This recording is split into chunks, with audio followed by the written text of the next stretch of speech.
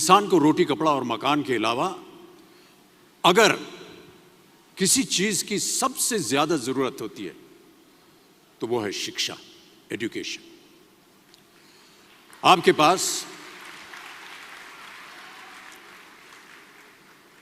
पास यदि धन है तो आप उसे गोल्ड में कन्वर्ट कर सकते हैं।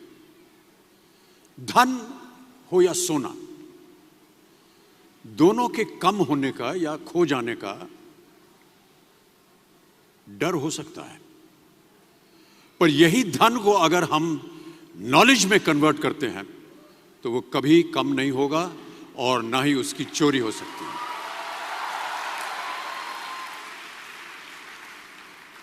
Money, ladies and gentlemen, anyone can steal, but knowledge cannot be stolen from you. इसलिए मैं समझता हूं कि शिक्षा के प्रति जागरूकता बढ़ाने के लिए महिलाओं और बेटियों को शिक्षित करना यह बहुत ही आवश्यक है। यदि मैं आपसे पूछूं कि सबसे शक्तिशाली व्यक्ति कौन है, सबसे शक्तिशाली व्यक्ति कौन है, तो कोई कहेगा कि जिसके पास पावर है, वेपन्स हैं, शस्त्र है, धन है, किसी देश का राजा या किसी सल्तनत का वारिस है। मेरा ऐसा मानना है कि वेपन्स, मनी किसी को पावरफुल नहीं बनाते, या अगर बनाते भी हैं तो कुछ समय के लिए ही बना पाते हैं। दौलत आज होगी, कल नहीं। शस्त्र का ज्ञान तभी तक काम आएगा जब तक वो शस्त्र चल सकता है। Once it is used it becomes absolute. पर शास्त्र का ज्ञान कभी नहीं रुकता। Knowledge can never be obsolete. शास्त्र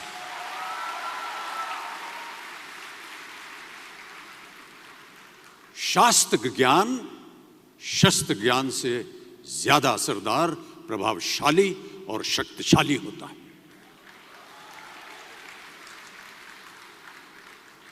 अब देखिए, एक राजा ने कितने राज्यों पर विजय प्राप्त की, कौन कौन से शस्त्रों का इस्तेमाल किया, कितने सैनिक थे, यह शायद आपको याद न हो,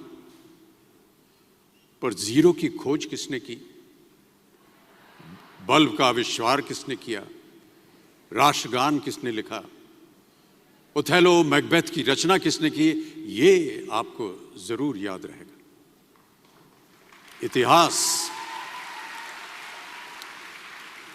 इतिहास गवाह है कि एक राजा अपनी शक्ति के बल पर केवल वहीं तक पूजा जाता है जहां तक उसका साम्राज्य फैला होता है। वो केवल अपनी प्रजा का प्रिय होता है। पर अपने ज्ञान की कीर्ति फैलाने वाले Albert Einstein, William Shakespeare, Rabindranath Tagore सिर्फ अपनी जन्मभूमि में ही नहीं बल्कि पूरे विश्व में पूजे जाते हैं। संपूर्ण मानव जाति के लिए वो प्रेरणा स्रोत बनते हैं।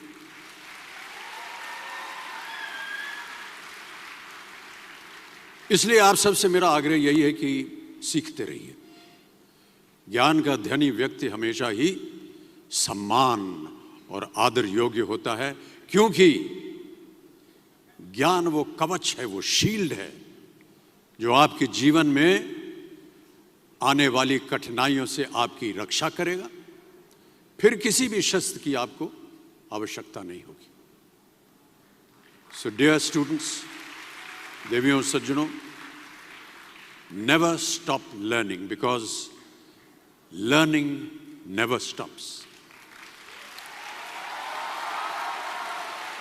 प्यारे दोस्तों, ये मेरा अनुभव है और शायद मेरी इस बात से यहाँ बैठे कई विद्यार्थी सहमत होंगे कि दो चीजें इंसान यदि अपने जीवन में एक बार सीख लेता है तो वो उसे कभी भूलता नहीं। एक है तैरना, स्विमिंग, दूसरा है साइकिल चलाना। सालों बाद भी अगर आप इन क्रियाओं को करेंगे तो कभी भी इस बात की चिंता नहीं होगी कि आपको स्विमिंग करना या साइकिल चलाना याद है कि नहीं। You will confidently do it. काश कि हम पढ़ाई भी इसी नजरिए के साथ करें।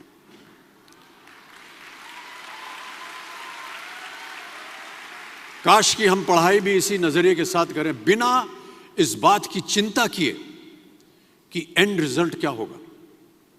साल के अंत में जब हम परीक्षा देने बैठेंगे तो कुछ याद रहेगा या नहीं, अच्छे नंबर के पास आएंगे या नहीं, वो हमारे पास नंबर आ पाएंगे या नहीं। प्यारे दोस्तों, आपकी शिक्षा की ये दिन आपको कुछ समय के लिए गंभीर जरूर रख सकते हैं, पर इस गंभीरता का फल आपको आपके आने वाले दिनों में उम्मीद से कहीं ज्यादा मिलेगा। Because I sincerely feel that when you will chase knowledge, numbers will always follow.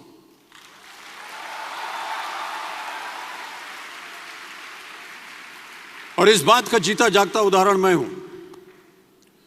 जो बातें, जो ज्ञान मैंने अपने शिक्षा काल में दौरान पाई, वो आज भी मेरे जीवन की कठिन परिस्थितियों से पार होने में मेरी मदद करती रहती है और मेरी कोशिशों में भी वो मदद करती रहती है। आपका साथ, आपकी प्रशंसा के रूप में उम्मीद से कहीं ज्यादा मुझे प्यार देती रही है, इसके लिए मैं बहुत बहुत धन्यवाद देता हूं।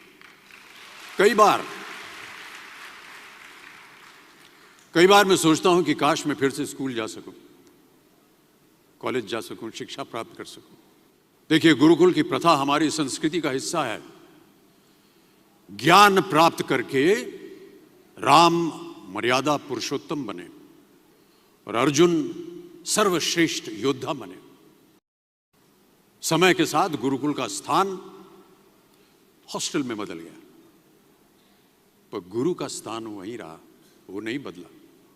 वो हमेशा सबसे ऊंचा रहा है।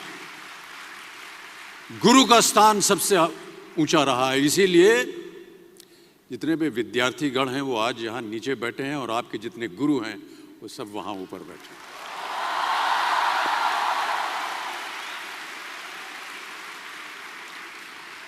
क्योंकि गुरु ब्रह्मा गुरु विष्णु गुरुदेवो महेश्वर गुरु साक्षात पर ब्रह्मा तस्मै श्री गुरुवे नमः। हमारे शास्त्रों में कई ऐसे किस्से कहानियां हैं जिससे हमें शिष्य के प्रति गुरु का कर्तव्य और गुरु के प्रति शिष्य की श्रद्धा का प्रमाण मिलता है। देखिए, महाभारत में जब गुरु द्रोणाचार्य ने एकलव्य को अपना शिष्य मानने से और अपने गुरुकुल में लाने से इनकार कर दिया था, तो एकलव्य ने क्या किया? अपने गुरु की प्रतिमा, एक मूर्ति बनाई और केवल उस मूर्ति से प्रेरणा लेकर ही धनुर्विद्या सीखने में वही सफलता प्राप्त की जो बाकी योद्धाओं को द्रोणाचार्य के गुरुकुल में रहकर हुई। उस प्रतिमा के रूप में एकलव्य को हमेशा अपने गुरु के पास रहने का एहसास था। और जब गुरु साथ में हो तो सफलता हासिल करने से आपको कोई भी नहीं रोक सकता है। मैं ऐसा समझता हूं कि विश्व का पहला ऐप जो होता है ना मोबाइल पे, विश्व का सबसे पहला ऐप बनाने का श्रेय एकलव्य को ही जाना चाहिए। प्यारे विद्यार्थियों, हम यही चाहेंगे कि आप सब भी इन्हीं की तरह सफल हों, आगे बढ़ें, अपने सपनों को पूरा करने में आपके सामने कभी कोई रुकावट ना आए। आप कहीं भी हों, आप कभी भी चाहें अपने गुरु से मार्गदर्शन पा सकते हैं। इन बातों का ख्याल रखना ही एक अच्छे गुरुकुल की एकमात्र निशानी है, योग्यता है।